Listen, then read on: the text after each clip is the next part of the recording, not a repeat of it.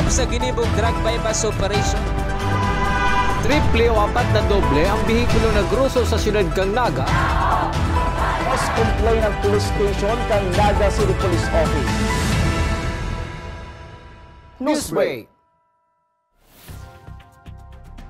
Sa headlines kan mga barata, deployment kang Naga City Police Office kunya na holiday season, preparado na.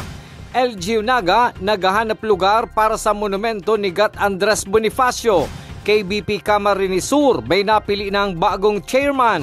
Game 1 Kambukal Season 5 Finals liwat naging maaksyon. Diyos marhay ng hapon. Ako si Mark Mendoza. Asin ako si Antoinette Eduardo. Kami ang sa indong tagapagatod Bareta. Naga City Police Office andam na sa gigibo na deployment kang sa inda mga personnel ngunya na holiday season. Ramon taman ang kompletong details sa report ni Antoinette Eduardo. Huli tagabos may pangangaipon na matawan seguridad ang publiko ngunya na holiday season. Dain naman kaipuhan ang augmentation force hali sa ibang istasyon kan PNP sa luwas ka Naga City Police Office. Susog ki Police Senior Master Sergeant Toby Bonggon, tagapagtaram ka Naga City Police Office, bastante naan bilang kan kapulisan sa syudad ni Naga para ma-deploy sa manlain-lain na parte kan syudad sa masunod na mga aldaw. Ang 900 or sabihin na bangaunta kasi may mga off duty man yan, bangaunta na lang yan, mga more or less mga 400 ngaya ang naka-duty on the given time and date. 400, it's quite enough to cover all the areas of our concerns, especially on security. An lambang istasyon man kan PNP sa syudad, an may direktiba naman na makipagkoordinar sa mga opisyal kan barangay para makatuwang an sa indang mga barangay tanod sa pagmantiner kan seguridad. Igwa na kitang kuyan, instruction lalo sa mga kuyan, sa mga lower units ta sa police stations na ensure na kaulayon ang sa tuyang mga bagong mga barangay officials down to the barangay tanods, which is our force multipliers. Taaramtaman po baga igwang mga barangay kita na igwang mga sakop, igwang mga simbahan, igwa kitang mga barangay na igwang sakop ng mga malls, igwa kitang mga barangay na may mga sakop na terminals and other places of convergence. Nakaipuhan ta talaga ang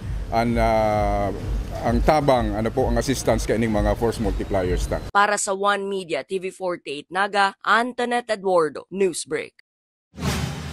Mientras tanto sa Kanakman Camarines Sur, higot na babantayan kan Kanakman PNP ang poblasyon para maiwasan subuot ang mga insidente arog kang theft asin robbery na kung sain iyo subuot ang perming na i-report sa sainda. Susog ki Police Captain John Michael Miraflor, Chief of Police kan Kanakman PNP, naka-full alert man ang saindang stasyon sa holiday season. Ngayon pong holiday season, December, full alert po yung PNP natin, especially mag-deploy po tayo dito sa more on population area since prevalent po dito sa amin yung theft and robbery. So yan po, nakaprepare po kami just in case po na may mangyari or i-prevent po namin. Nakadeploy po yung lahat ng kapulisan natin within population area. Lahat ng area po ng Kanakman to prevent po na magkaroon po ng crime incident. Padagos sa mga bareta, lokal na gobyerno Kanaga naghahanap na ning lugar na bubugtakan kan monumento ni Gat Andres Bonifacio. Ang detalye sa report ni Melvin Machado. Ini ang plaza para kay Gat Jose Rizal kung saan nakatindog ang sa iyang rebulto. Ini man ang sadit na plaza para sa pinakaenot na Filipino Bishop Jorge Barlin. Ini man ang Plaza Oragon, asin Plaza 15 Martires. Ngunyan na pinagigirumdum ang ika-102nd birth anniversary ni Gat Andres Bonifacio, hinanap mi kung saan sa siyudad kang Naga, igwang rebulto o monumento si Andres Bonifacio. Alagad ang samuyang nahanap, iyusa na ang Bonifacio Street sa Barangay Tinago, siyudad ni Naga. Suzuki City Event Promotion Protocol and Information Office asin Arts and Culture Head Allen Riondanga naghahanap pangunyan ang lokal na gobyerno kang Naga kung saan pwedeng magbugtak ng monumento ni Gat Andres Bonifacio. Ang sudad po naghahanap sa presente ning maninigo na site kung saan po pwedeng ibugtak ang monumento ni Andres Bonifacio. Ang samuya pong opisina, ang City Events Protocol and Public Information Office, kung saan po pinaglipat na ang mga funksyones manungod po sa arte asing kultura, iyo po ngunyan ang naghahanap ni maninigo po na site para sa monumento ni Andres Bonifacio. Idinagdag pa ni CPU Head Rion Danga na may resolusyon ang sanggunang panglunsod kang Naga na nagsusugo na mag-adal kan maging disenyo kang monumento ni Andres Bonifacio. Ang satuya pong monumento ni Andres Bonifacio, we wanted to, our proposal, iyo po na siya may kapot na pluma asin papel. Bako po baga si usual na nahihiling tang sundang o pistola. Ini po simbolismo na si Andres Bonifacio, igong inadalan. Igo po siyang inadalan. Kontraryo duman sa mga nagkairunot na sinulat sa iya. Nasusugno niya sa bagong mga nagkanurudan, manungod sa iyang buhay. Siya pala sa rumay inadalan. Mabinasa, no? He is fond of reading books. Para sa One Media TV 48 Naga, Melvin Machado, Newsbreak. Sa iba pang bareta, nahali na si mga kable kan telcos na dainaman ginagamit alagad padagos na nakakabit sa mga poste nin kuryente sa Kalabaan kan Panganiban Drive, syudad ni Naga. Ginibo ini kan nakalihis na Biyernes kasabay kan halawig na pagpalsok kan kuryente. Huli ka ini, naging magayon ng hilingon ang kadikit na kable na nakakabit sa mga poste kan kuryente. Sa iba pang bareta, padagos na pinagmumonitor kan Lupi Municipal Disaster Risk Reduction and Management Office ang sukol kan tubig sa mga spillway na yaon sa nasabing banwaan. Huli kan paminsan-minsan na pagbulos kan uran. Sa ngunya naagihan na ang poblasyon Barrera Junior Spillway asin poblasyon San Pedro Spillway matapos na magbaba na ang sukol kan tubig sa spillway. Sa pagbabalik kang Newsbreak, street-level individual arestado sa anti-illegal drug operation kan Kanakman PNP. Iyan asin iba pang mga bareta sa pagwelta kan One Media TV 48 Naga Newsbreak. Dakop sa ginibong drug bypass operation. Triple o apat na doble ang bihikulo na gruso sa siyudad kang Naga. Mas complain ng police station kang Naga City Police Office. Newsbreak. Flight attendants, prepare for takeoff, please.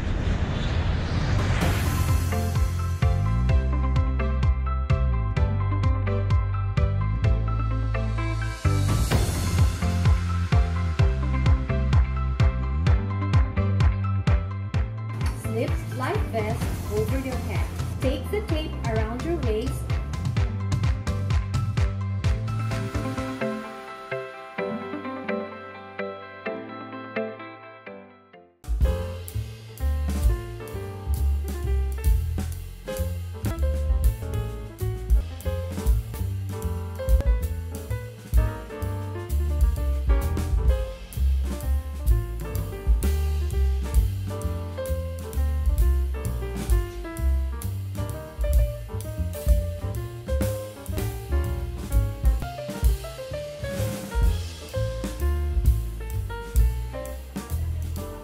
Life at home is better with Unlimited. Unlimited fiber all day, day, day. Unlimited entertainment all the way. Unlimited goals for the family. Unlimited cares so the fam's all. Enjoy all these for just 1,399 pesos. Have it all, have it all. Get the PLDT Home Fiber Unli All 1399 today. Apply now and have it all, have it all.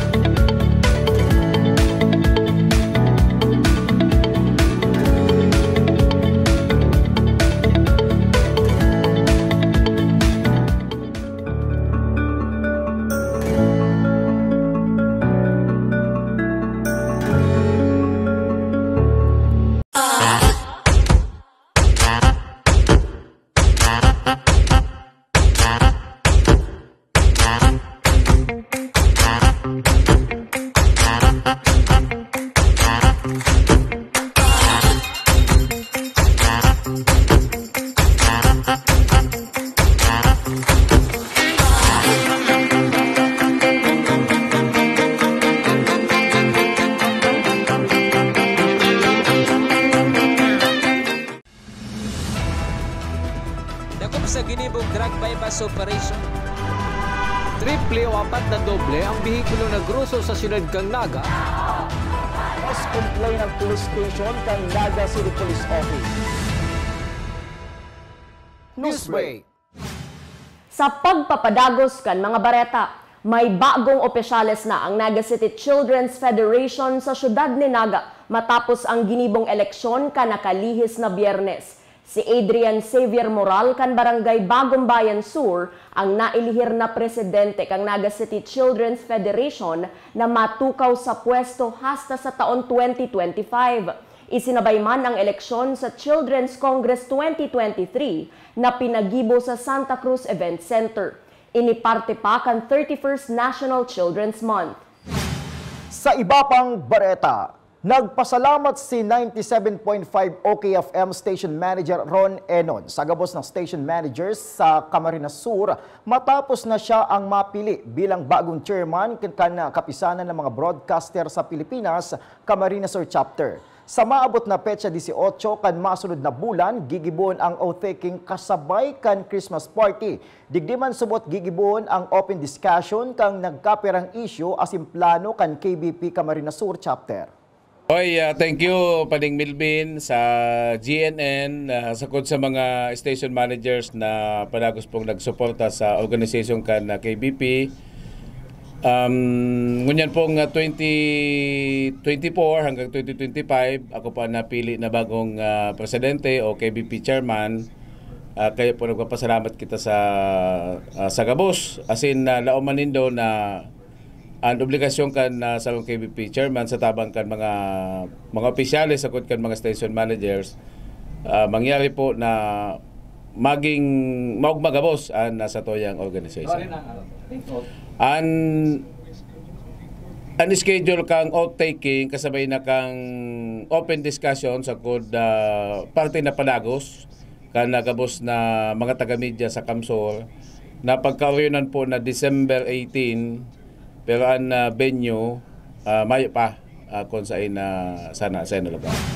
Sa iba pang police report, sarong 42 anyos na soltero na residente kan Barangay San Agustin, Kanakman, Camarines Sur ang naaresto sa pinagibong anti-illegal drug buy-bust operation kan Kanakman Municipal Police Station, Kasuudma. Apwera sa buy-bust item, sarok pang sachet nin pinagtutubudan na illegal na droga ang na-recover sa suspect na pinagkokonsiderar kan PNP na street-level individual. Po si Enrich Macenas Japa, 42 years old po. Taga dito po sa Barangay San Agustin, Kanaman. Nahuli po namin dito sa Barangay Haring. Regarding po sa, isa po siya sa watch list namin sa street level individual. Sa iba pang bareta, kinumpirmar ni Police Captain John Michael Miraflor, Chief of Police kan Kanakman Municipal Police Station, na igwa pang 19 barangay sa sainang banwaan na daipa nakiklear sa illegal na droga, asin igwa pa lamang 5 barangay na konsideradong drug cleared. Po, as of now, we still have 19 barangays na hindi pa na-clear. Meron po kami ngayong 5 na na-cleared. At may mga naka-standby po ngayon na for drug-cleared barangay. Sa iba pang bareta, mga team na nakalaog sa Bukal Season 5 Finals Game 1 nagpahiling kan sa indang higot na depensa para makaenot sa standing. Ang detalye sa report ni Kyla Casulia. Sa inaabangan na finals game kan Bicol Universities Colleges and Athletic League, pinanunin mga taga-suporta ang Ateneo Gymnasium kan duwang kupunan iuan ACC Green Serpents as in CF Tigers. Sa pagpapadagos kan Bukal Season 5, dai pinagpabayaan kan sa indang mga taga-suporta ang sa indang kanya-kanyang team na nagdayo para suportahan matapos makalaog sa final round. Sa enot nakawat para sa battle for second runner-up, nasungkit kang Annunciation Panthers Juniors ang kapangganahan kontra ACLC Hawks. First quarter. Now the Tisha tries for that 3 and another. And Laila on that corner for 3 at makakakuha ng puntos. Berse again. Now Laila, derecho for that At mula sa 5-point lead, Barreto di diretso with that layup. Pinunan man ang final games kan Juniors Division na pinaglabanan kan ACC Green Serpents Juniors as in NCF Cubs. Nasungkit kan ACC Juniors ang Kapanganahan sa score na 54-49. With 15 seconds to shoot, passes here. Di diretso sa loob, napakaganda in these two teams now.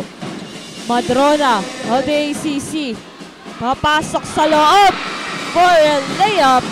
He's asking for a screen. No, balik kay Sutphin. An assist. That's good. Seconds to shoot here. Jersey number 4, Codores. Hola. Berabe. Pasados the side. That's good and the crowd's loving it. Sa final round sa Seniors Division, naghampangan man ang ACC Green Serpents Senior as in Annunciation Panthers Seniors. Bakbakan ang laban pero sa huri, Annunciation Panthers ang nakakuanin Kapanganahan sa score na 70-58. Trying to lose his defenders, passes it to Matos. Matos kicks it to the outside. Salvacion a 3. That's good. Cobra, pass it to his teammate, goes inside, lays it up. It's good. To the hands of Matos. Less than a minute remaining in this quarter. Salvacion again for 3. The wrong man, fast break ngayon, Nakabado leading the way. Goes inside, lays it up, that's good. No good. That's a steal. Bonaobra to the corner. 3-pointer is good. Sulit man ang biyahe as in an efforts kan mga parakawat na halipa sa Sorsogon. Shoutout ka sa community ng Annunciation College, sa juniors namin, at sa kay Ma'am Jane, kay Ma'am Sonia, at sa lahat ng Annunciation, tsaka Team Danlog. Shout out. At saka kay mama, kay papa, sa mga kapatid ko. Abangan ang masunod na kawat sa maabot na Sabado, December 2, 2023 para sa Game 2. As in maaaraman na kung isay ang makakakuha kang kampyonato para sa Juniors as in Seniors Division. Para sa One Media, TV48 Naga, Kayla Casulia, Newsbreak. Asin yan ang mga bidang baretang nakalap kan mas pinakusog na puwersa kan One Media TV48 Naga News and Bicol Affairs. Dahil malingaw na follow ang samuyang official Facebook fan page One Media TV48 Naga. Ako po si Mark Mendoza. Padagos kaming mahatod din mga baretang garantisadong nangingenot as napapanahon. I-hit ang subscribe button sa samuyang official YouTube channel One Media TV48 Naga, tanganing updated kita sa mga bareta asin istoryang bida. An Bicolano. Ako si Antoinette Eduardo asin ini an One Media TV48 Naga Newsbreak. Dakop sa ginibog drug bypass operation. Triple o 4 na doble ang bihikulo na gruso sa siyudad kang Naga. Mas complain ng police station kang Naga City Police Office. Newsbreak.